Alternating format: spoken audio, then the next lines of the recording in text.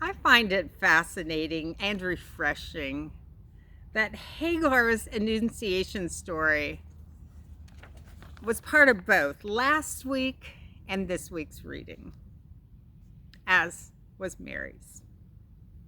And I suppose if we were going to follow the script, today we would focus on Elizabeth and Sarai, because we've also heard their Annunciation stories, but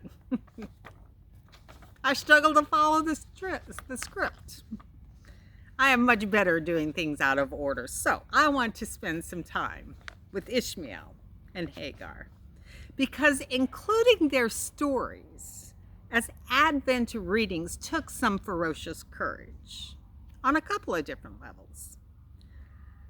Simply including the stories took ferocious courage. They're not included in any other lectionary that I'm aware of, even though they are obviously part of the Bible. Secondly, not only have the stories been included, but they've been given a positive spin. And the positive spin is the way we think about Hagar. We talked about that last week. Hagar and Mary were theologians. They were divine conversation partners. Hagar was a woman who saw the face of God and lived. This is a very different interpretation from traditional teachings. Very different from traditional conservative teachings, which are the teachings with which I was raised. The teachings that I received from the conservative church, which, by the way, was Methodist Church and then later a non-denominational, those teachings focused on the fact that Hagar and her son had been banished from the family. They focused on the fact that Hagar and Ishmael were banished to the desert, and God certainly must have condoned it because God was an active participant. These teachings settled in me so that I believed Hagar and Ishmael were not good enough.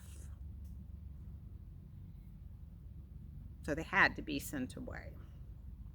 In last week's reading, the messenger of God appeared to Hagar and prophesied his future.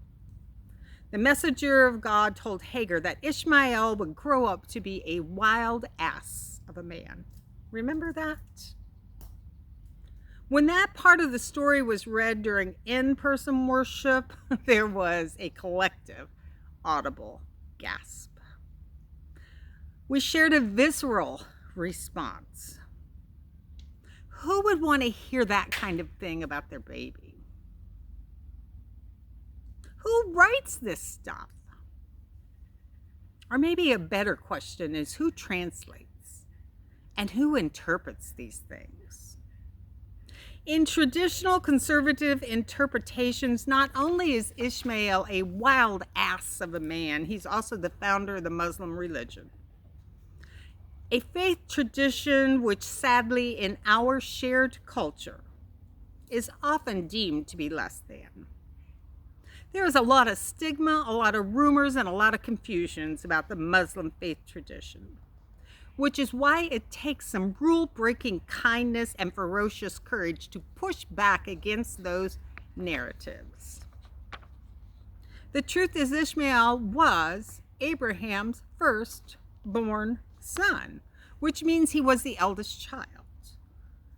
He was the heir. He was entitled to the birthright.